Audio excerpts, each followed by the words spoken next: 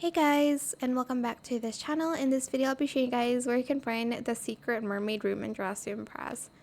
So go to free play and go out here, and you're just going to jump until you reach the top. It's easier if you have fast walk, but if you don't, you can use the fairy pose. Then you're just going to jump here to this corner. Make sure you jump on here and land here, or else you'll fall and have to restart. Then you're just going to keep jumping until you're here, and voila, you're in the mermaid's room. It is that simple. I hope this tutorial was helpful for you guys. Don't forget to like, comment, share, and also subscribe to this channel if you haven't done that already.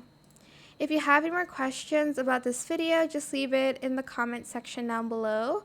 I will try my best to answer them all for you guys. And if you found this video helpful, please click the thanks button as well. That is it for this video, and let me know in the comment section if you got this pose or not, because I am in love with it. Thank you so much for watching. Bye!